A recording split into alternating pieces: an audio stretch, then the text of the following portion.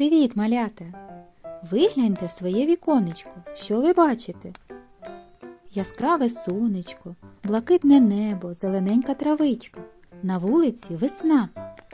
З настанням тепла ми все більше часу проводимо на свіжому повітрі, відпочиваємо з родиною на природі, влаштовуємо пікніки, походи до лісу, прогулянки в парк.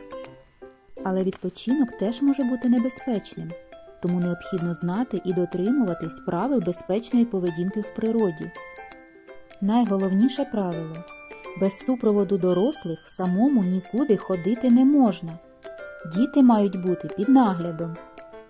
Як чудово, коли на дворі тепло та сяє ясне сонечко. Але у спекотній день на сонці не можна довго перебувати, бо це небезпечно, може трапитися опік шкіри або тепловий удар. Одяг і взуття для прогулянок на природу має бути зручним. Обов'язково одягайте головний убір. На природі нас можуть чекати укуси тварин та комах. Тримайтеся подалі таких комах: кліщ, бджола, оса, овод, шершень. Вони можуть тебе вкусити або вжалити. Не розмахуй руками, якщо поруч літає оса. Спокійно перейди на інше місце. Якщо тебе вкусила комаха, скажи про це дорослому. Не чеши місце укусу, від цього може утворитися рана. Весна – це період сезонної активності кліщів, тому необхідно бути дуже пильними. Щоб було легше помітити кліщів, варто одягати головний убір та світлий однотонний одяг з довгими рукавами.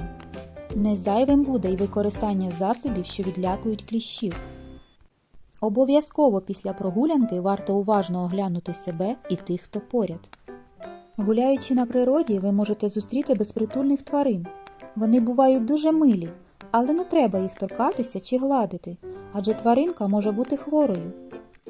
Як весело бігати по молоденькій зелененькій травичці, але пам'ятай, в лісі є чимало небезпечних рослин, ягід та грибів.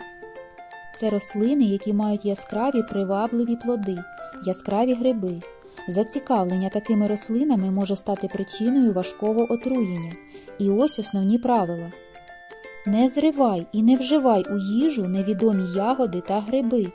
Не пробуй на смак листки, квіти та коріння рослин. Вони можуть бути отруйними.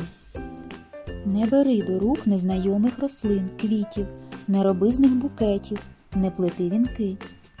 Гуляючи на природі, будьте обережними, дивіться під ноги, щоб випадково не наступити на змію. Не чіпайте мурашників, осиних гнізд, вони можуть бути агресивними і покусати. Граючись на природі, ви можете натрапити на небезпечні знахідки.